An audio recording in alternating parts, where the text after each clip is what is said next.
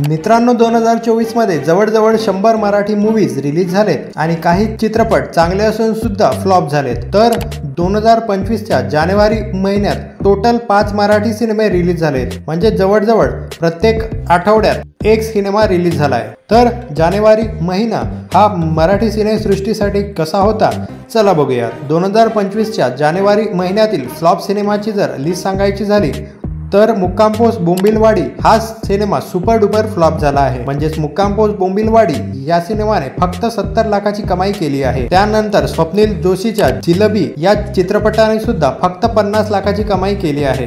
त्यानंतर बऱ्यापैकी जर कमाई सांगायची झाली तर संगीत मानापमान या सिनेमाने 2 कोटी 44 लाखाची कमाई केली आहे। म्हणजेच अजून सुद्धा संगीत मानापमानचे शोज सुरूच आहेत। त्यानंतर 7 दिवसाआधी रिलीज झालेला फर्स्ट क्लास दाभाडे या चित्रपटाने 2 कोटी 26 लाखाची कमाई केली आहे। आणि काल रिलीज झालेल्या मराठी सिनेमामध्ये मुक्काम पोस्ट देवाचे घर या सिनेमाने 30 लाखाची आणि इलू इलू या सिनेमाने 20 लाखाची कमाई केली आहे। तर मित्रांनो, जानेवारी महिन्यात इतके सारे मराठी सिनेमे रिलीज होऊन सुद्धा का बरं मराठी प्रेक्षक हे चित्रपट थिएटर मध्ये बघत नसेल, कमेंट मध्ये नक्की सांगा। आणि मुक्काम पोस्ट देवाचे घर या सिनेमाचा रिव्ह्यू पाहण्यासाठी वरची व्हिडिओ बघा। आणि हो, अशाच तुफान मराठी कंटेंट साठी सबस्क्राइब करा।